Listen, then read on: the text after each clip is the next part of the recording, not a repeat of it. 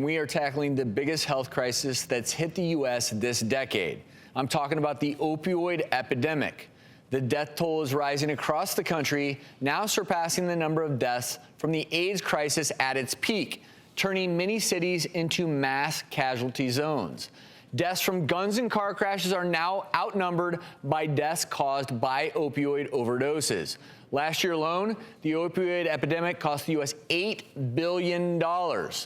That's why this season on The Doctors, we are assembling a task force, putting boots on the ground in the hardest hit places in America. And the first member of our team is a hard-hitting judge whose sometimes controversial tactics, they've earned her a tough reputation among her courtroom. Meet Judge Scary Mary. What makes me different than any other judge? I'm very blunt. If you want the truth, go ask Judge Mary. You're not going to like it sometime, but that's just who I am. I was on the bench at 31. As a circuit judge, I pretty much have seen everything there is to see. I presided over felonies. It doesn't work that way. Not in this courtroom. Civil disputes, fooling no one. I also was a family judge. Stop with the litany of the things that you've been doing, and that includes you, Mom. People never really know what I'm going to do. Don't stand there and try to intimidate me, because I don't intimidate easy. When push comes to shove, I want that one-on-one contact with the defendant. In my opinion, the attorneys would get in my way. Often I'd say, you're not the one who's looking at going to prison, they are. As a criminal judge, I see desperation. And most of that desperation is a loneliness. Listen, forget the drugs. Look at where you're at. The people standing in front of me started their drug use, whether it be simply by smoking marijuana or they became addicted to prescription drugs. And then here they are, standing in front of a circuit judge, possession of cocaine, possession of heroin, and then you steal to feed that addiction. It affects the family, the marriages that break up, the children who become delinquents. It spirals out of control. I would have families in the courtroom, tell me how much your child has lied to you. And Mom and Dad, how many times did your child tell you they were gonna stop? Not my child, it was a line. I know that line, I lived that line.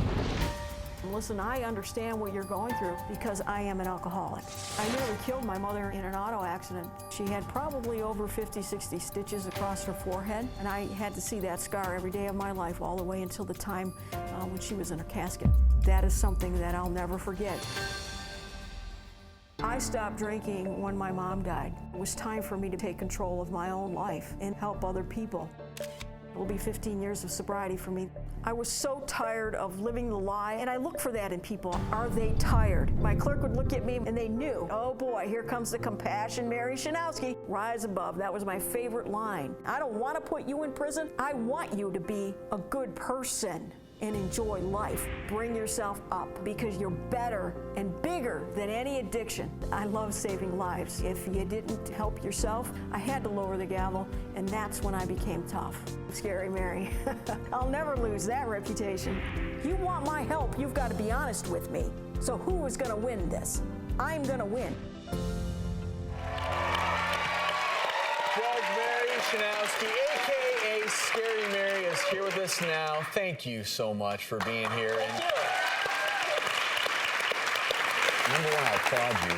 Thank 15 years sober. Thank you. How did your struggle that you had with alcohol abuse affect how you are as a judge? It makes me a great judge, I believe, because I'm able to put myself in their shoes. I know the lies. I know the manipulation. I know the, hey, Mom, I'm never going to do this again line.